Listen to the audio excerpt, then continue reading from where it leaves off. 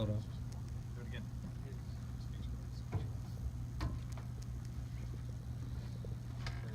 No pressure. There we go. Okay. All right. Good afternoon, everybody. Trey Dreer. We give y'all a speech over the effects of stress on the body. Cool. So we've all had stress before, whether it's good or bad. It's part of everyday life, right? Especially being in the military. Today we're going to talk about stress, the effects of stress, the definition of stress, and how to manage it effectively through daily life. So what is stress? Stress is the body's response to physical and mental demands. So if your supervisor tells you they need a paper by a certain time, that can cause you a little bit of stress mentally or physically, depending on what it is. It could be any kind of demand. Also, we have command PT. For some, that could be some physical stress, right? So when you're stressed, your body will automatically start producing hormones, being epinephrine, cortisol, or glucose, to get you through the stress, also known as adrenaline rush. So when you get that adrenaline rush, that's your body producing that hormone to get you through whatever you're facing at that time. So according to Mountain State Centers for Independent Living, there are 4 different types of stress.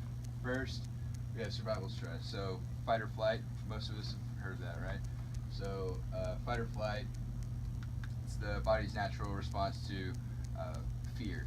So if you're driving along, car pulls out in front of you, you get that spike of adrenaline, you swerve to miss it. That's the fight or flight, to get you out of that situation, to avoid it, to fight it, or to get you out of it completely, to save yourself, right? Next we have internal stress. This is really common from just worrying, right? So if you worry about something, if your wife's pregnant, you might be worrying about her. If you're on deployment, you're worrying about how long deployment's going to be. Any kind of worry, anything that you're just thinking about causing you to stress, that's internal stress. We also have environmental stress. This is more of stress brought on by where you're at, what you're doing. So if you're sitting in traffic, heavy traffic, you're not used to driving in traffic, that can cause environmental stress. If you're in a crowd, loud noises kind of thing, that's environmental stress. Last but not least, you have fatigue and overwork stress, right? So this is mentally or physically overworked or tired. Kind of self-explanatory, but not giving yourself time to recoup, R&R, that kind of things, that'll cause the fatigue and overwork stress. Okay, so there's many different effects on the body caused by stress, right? So some of them be sleeplessness, so not being able to fall asleep, not being able to stay asleep. We also have headaches. You have headaches throughout the day, you're worrying about something. It can also lead to depression, high blood pressure, heart attack, even type 2 diabetes, right? So some of these are more long-term. So type 2 diabetes, if you're constantly producing those hormones, it'll build up, and it's not good for long-term periods, right? So that's why it's good to manage your stress. Also, heart attack, high blood pressure, those kind of things are more long-term, right? So stress management, right? Effectively managing stress is very important in order to avoid negative effects. So if you manage your stress properly,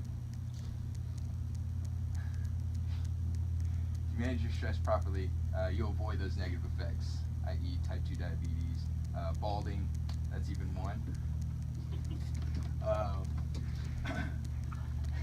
Everyone has their own ways of coping with stress, right?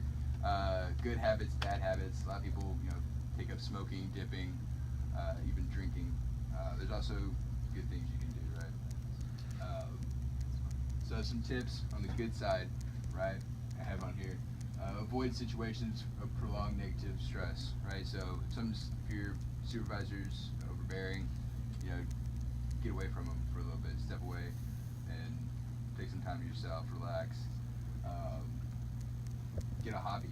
You know, stress about something, take up woodwork, ride motorcycles, do something, play video games, whatever helps you relieve that stress and get your mind off whatever you're thinking about. Play sports. Sports is a good outlet too. Go to the gym. Working out is a really good stress relief. You get all those hormones out, and you end up tiring yourself out. Helps you with that sleeplessness, right? Go for a run. Same thing. And set times for rest and relaxation. If that kind of goes to the fatigue and overworked. If you're not setting time for yourself, it could affect you, right?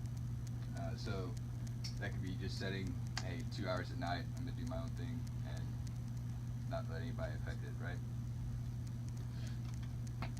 So good stress, we talked about bad stress and it all seems bad, right? Well, good stress is an actual thing. For example, the survival stress, fight or flight. Like I talked about earlier, if you're in a situation where car pulls out in front of you, right? You had rush of adrenaline, swerve and miss it. That's the fight or flight, right?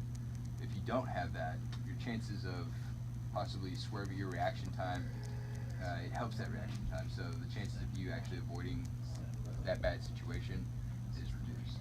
So stress is good in small amounts. It's just good to relieve the stress after whatever situations you're in, right?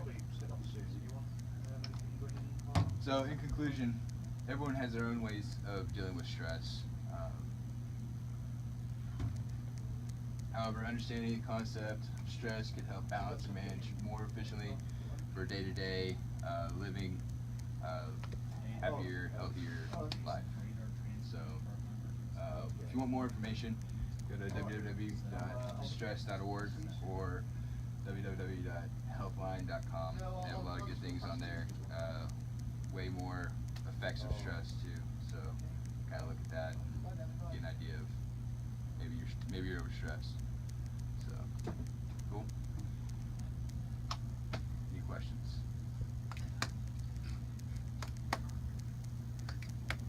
Come on. I know somebody's got a question. Yes. Question: is masturbation a good form of stress relief?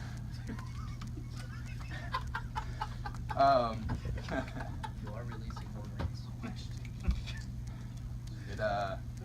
Yeah, it could be, depending on who you are. That's your thing. It's a hobby, I guess. Let it ride. Is that opinion or is that scientifically backed? It's not scientifically proven. However, it could be a hobby. So, Does it work for you? like I said, hobbies can help you.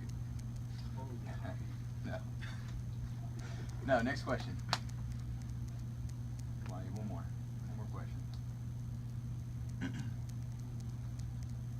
We'll sit here all day. Question: back to the fight or flight. Yes. Is it proven that we are born to have either one of them, or can we have both? It's just the body's natural response. So if your natural response, let's say, for instance, you're playing baseball, right? Someone hits a ball, it comes right at you. Fight or flight, you're going to catch the ball, you're going to react to it and not move. Flight, you're going to get out of the way of the ball and completely avoid the danger, right? Does that make sense? So I mean, it's not proven that you're gonna fight every time and you're gonna fly. It's not proven like that. It's just whatever your natural response is. Some people may be more susceptible to just trying to get away from the danger, and others may want to face it head on. Cool. All right. Thanks for sitting through my speech. I appreciate it.